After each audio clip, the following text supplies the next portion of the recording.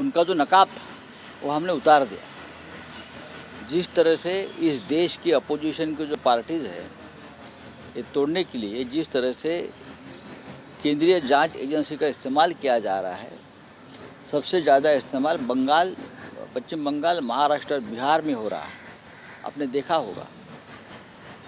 तो मुझे लगता है हम सब लोग ये षड्यंत्र के खिलाफ लड़ने के लिए तैयार हैं और डट के लड़ेंगे। अगर मैंने सच कहा है इसलिए मुझे कोई टारगेट करता है तो मैं मानता हूँ कि मैं सच बोलता रहूँगा और सच कहता रहूँगा, और मुझे किसी ने टारगेट किया है इसके लिए मैं पीछे हटने वाला आदमी नहीं हूँ।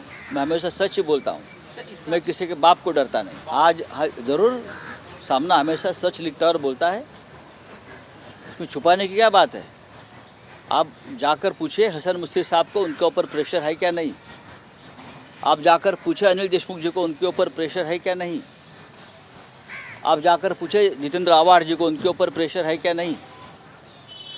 और कितने नाम चाहिए आपको, मुझे बताइए। आप जाइए प्रफुल्ल पटेल जी के यहाँ और उनको पूछिए कि आपके ऊपर प्रेशर है या नहीं।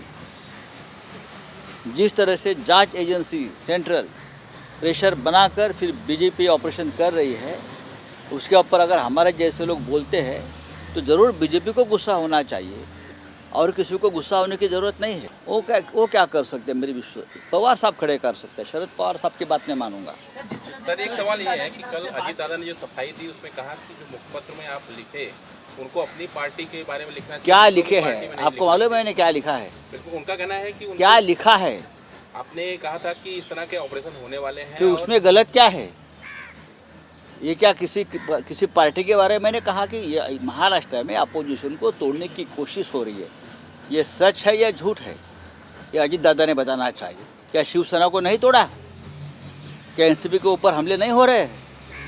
ये शरद पवार साहब खुद बोल रहे हैं, उनके प्रमुख। इस प्रकार का एक पत्र शरद पवार साहब ने अमित शाह जी और मोदी जी को लिखा है, क्या मालूम नहीं किसी को? अगर इस बातों की जानकारी मैं रखता हूँ तो उसमें गलत क्या है? हाँ, मैंने लिखा है, ज़रूर मैंने, और लिखते रहूँगा, बोलता रहूँगा, मैं काम करता रहूँगा। क्या लिखा है मैंने गलत? अगर ये सच लिखा है, किसी को अंदर एक धारदार जो हमारा सच है, टोकदार, वो किसी को चुभता है तो मैं क्या करूँ? ऐसे नहीं है। महाविकास आघाड़ी की लीडरशिप ये सामुदायिक लीडरशिप है, और उद्धव जी ये सीनियर नेता है, शिवसेना के चीफ है, और महाराष्ट्र में और देश की राजनीति में शिवसेना प्रमुख का जो पद और प्रतिष्ठा है वो सबसे ऊपर है।